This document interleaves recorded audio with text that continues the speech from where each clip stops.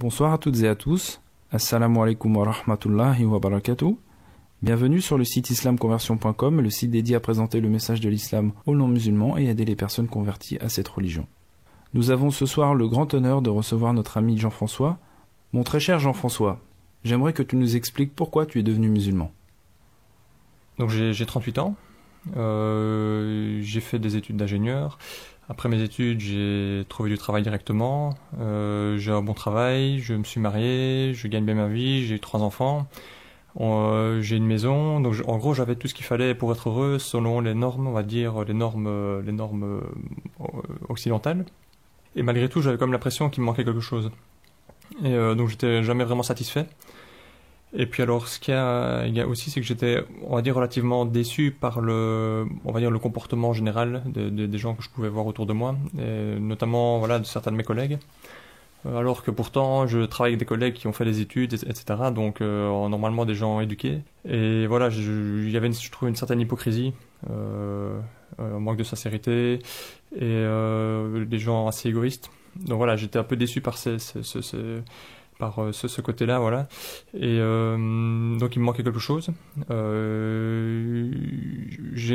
y a quelques années, j'ai commencé à lire pas mal de livres, un peu en tout genre. Donc le but pour moi, c'était de m'enrichir, d'essayer d'avoir une autre vue sur le monde et sur la façon dont les hommes fonctionnent.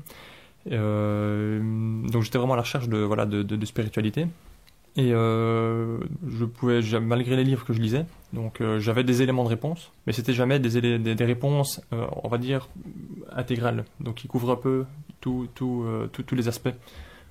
Mon cher Jean-François, j'aimerais que tu nous en parles un petit peu plus des livres que tu as lus, quels étaient les auteurs, quels étaient les sujets que tu as abordés dans ta recherche. Alors, parmi les livres que j'ai lus, donc ça pouvait aller du simple roman jusqu'à des livres plus scientifiques, donc des livres de psychologie, ou de sociologie, voir quelques livres, s'il y avait par exemple du Sartre, du Camus, donc un peu plus philosophique, quoi. Donc voilà, il y avait le côté un peu philosophique, j'ai lu des livres aussi sur le bouddhisme, donc voilà, il y avait également des livres plus scientifiques. Donc dans ces livres, il y avait effectivement des éléments de réponse qui étaient des réponses, enfin le point de vue de l'auteur. Donc c'était des points de vue en fait qui étaient donc qui pouvaient parfois varier d'un auteur à l'autre, donc il pouvait y avoir des contradictions, et c'était également des points de vue propres à un sujet en particulier. Donc je pouvais trouver par exemple un point de vue sur un sujet donné chez un auteur, pour un autre sujet trouver un autre point de vue, mais ces points de vue parfois ne pouvaient ne pas s'intégrer l'un dans l'autre. Donc voilà, donc il y avait quand même une certaine frustration, et l'inconvénient c'est que les éléments ou les réponses que je pouvais trouver là, je pouvais difficilement les mettre en pratique dans ma vie de tous les jours. Donc voilà, ça me permettait quand même un peu d'avoir une autre vue sur le monde, mais ce n'était pas réellement satisfaisant. Alors, ce qu'il y a eu par la suite, c'est que moi, quand j'étais plus jeune, j'allais à l'église, donc du côté de ma mère, donc c'était une famille assez, enfin, on va dire croyante, et je gardais un bon souvenir de ces moments que je passais à l'église, notamment de cet aspect un peu communautaire et fraternel. Et c'est un peu ce qui manquait, je trouve, voilà, ce que je n'arrivais pas à retrouver dans la société, dans mon travail. J'avais quelques amis d'enfance ou de l'université, j'ai plus ou moins perdu les liens progressivement avec le temps, ce qui fait que j'avais plus vraiment d'amis. Quand j'étais plus petit, je vais dire que je croyais en Dieu comme on peut croire en Dieu quand on a 10 ans.